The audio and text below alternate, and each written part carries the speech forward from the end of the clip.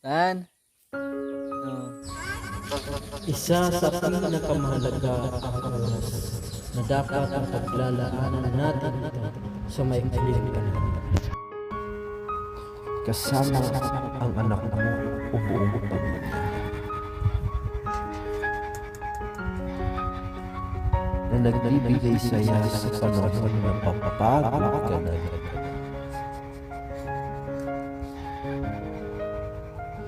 Ito yung kayamanan ng pamilya na dapat natin pahalagahan.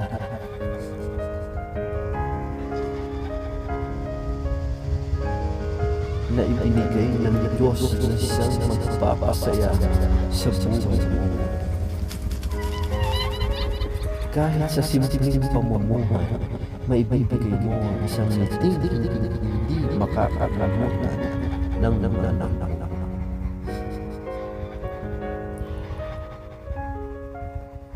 Isang ngiti at saya sa panahon kasama mo ang anak mo. Ay daman niya ang pagiging anak at tatay ng isa't isa.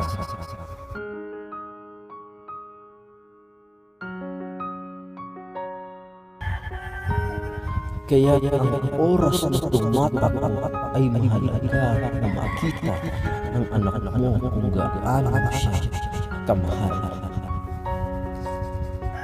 Ang maramdaman niya ang oras na kasama mo siya.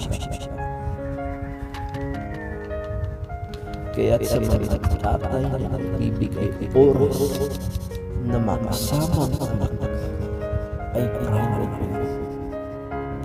Alam kong maraming alalahanin ng mga tatay, pero hindi dahilan ang mawalan ka ng oras para sa anak mo. Maraming paraan upang mapaglalaanan ang oras para sa mga anak mo.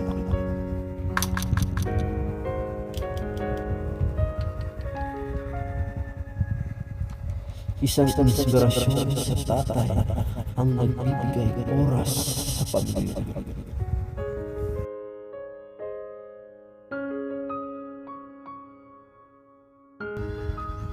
Kahit pagod ka na, kahit hirap ka na, napapawag ang hirap pag may puwang sa puso ang oras para sa anak mo o pamilya.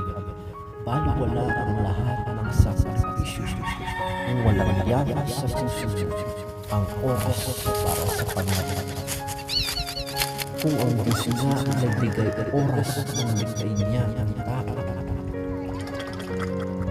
At sa sobrang nasiyahan ng kanyang pagmasdan ng oras na kanyang inilaan para sa atin.